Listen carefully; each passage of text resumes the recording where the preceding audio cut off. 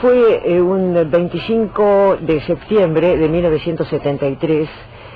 Yo recuerdo que los que hacíamos noticieros, de pronto nos quedamos como petrificados. Llegó la información, lo asesinaron a José Ignacio Rucci, el secretario general de la CGT. Era un hombre ya muy amenazado, un año particularmente conflictivo. Recordemos que Rucci era una especie de hijo para Perón, ¿no?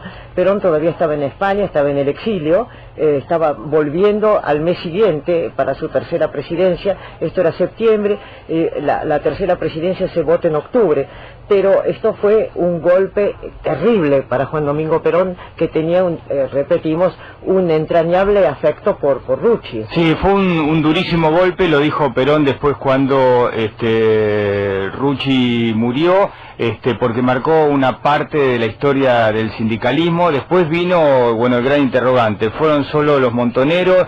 Hubo un guiño de organismos de inteligencia, hubo un guiño de López Rega, es decir, mucho fue lo que se dijo. Exactamente, y tenemos en línea a la hija de José Ignacio Rucci, que es la diputada Claudia Rucci, diputada nacional por el peronismo federal.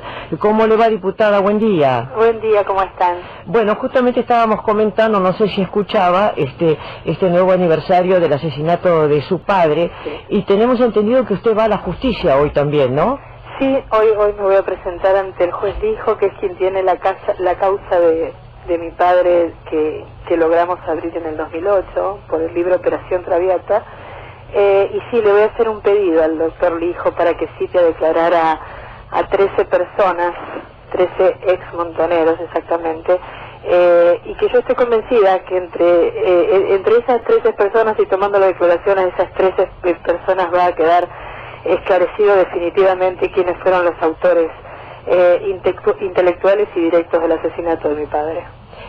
Recuérdeme, diputada, usted nos relató en una oportunidad, usted era muy chica, que volvía con su hermano de la escuela, creo, cuando vio alrededor de su casa un gran movimiento, tanto de policía como de ejército, ¿no? Sí, exactamente. Nosotros íbamos a la escuela lejos de Avellaneda y Nazca, en la escuela de Naedo, ya que mi padre nos teníamos que estar mudando todo el tiempo, pero no cambiábamos de escuela. Entonces era una distancia larga y veníamos precisamente, como vos decís, con mi hermano, y en la esquina de Avellaneda y Nazca vimos ese movimiento de gente, de ejército, de policía, y bueno, allí nos dimos cuenta que algo había pasado, digamos. Claro, pero no la dejaron bajar del auto, creo, ¿no? No, en realidad a mí no me dejó el chofer bajar del auto. ¿Se fueron con una vecina?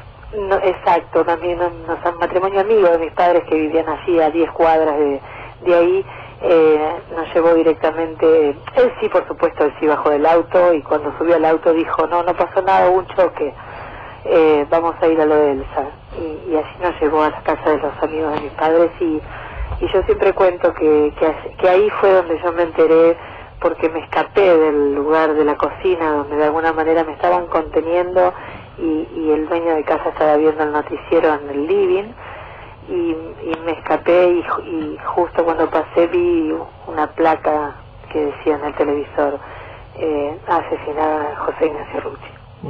Es terrible realmente. Y yo me acuerdo, diputada, que en su momento acá en este programa usted nos contó también que durante mucho tiempo tuvo que ir acostada en el asiento de atrás del auto, sí, a la escuela, porque por una precaución de seguridad. Mira, la verdad es que yo no recuerdo si era solo por precaución de seguridad. Sí siento y recuerdo perfectamente que yo, pocas cuadras antes de llegar a esa esquina donde habíamos visto a la gente y la policía y el ejército, yo me tiraba en el asiento de atrás, casi para no volver a repetir y verla de nuevo, esa fotografía, ¿no? De miedo que esa fotografía se volviera a repetir, porque bueno, de hecho seguimos viviendo en esa misma casa y allí estaba mi madre, ¿no? Hoy en día, digamos, ante lo que es el Estado, ¿cómo está el crimen de Rucci? Fuera de la apertura de esta causa, ¿en qué había quedado? Mira, la causa se había cerrado en el año 89, y había prescripto, digamos, el delito de asesinato. Se había cerrado por falta de pruebas. Nosotros, con el libro Operación Traviata logramos que se pudiera reabrir esa causa, y lo que hoy estamos haciendo es dándole todas las pruebas que creemos más que suficiente para que se sepa con nombre y apellido quiénes fueron los autores del hecho. ¿Y no corre la prescripción? ¿Cómo, perdón? ¿Y la prescripción? No, digamos, a partir de saber quiénes son los asesinos, veremos si esto se declara un delito de lesa humanidad o no. Pero en verdad no es eso lo que nos interesa en este momento. Yo lo único que quiero, tengo una madre muy mayor, y lo único que quiero es que podamos estar en paz y que de una vez, digamos, yo creo que este es ¿cómo se dice? Un grito a voces que hay en la Argentina. Todos sabemos quiénes fueron, todos sabemos cómo fue, y nadie se atreve a decirlo, y yo quiero que por eso presento estas pruebas. Ahora, Claudia, respetando la reserva de identidad a la que vos haces mención de estas 13 personas, sí, ¿a qué se dedican hoy? Mira, algunos son empresarios, otros trabajan en la Biblioteca Nacional,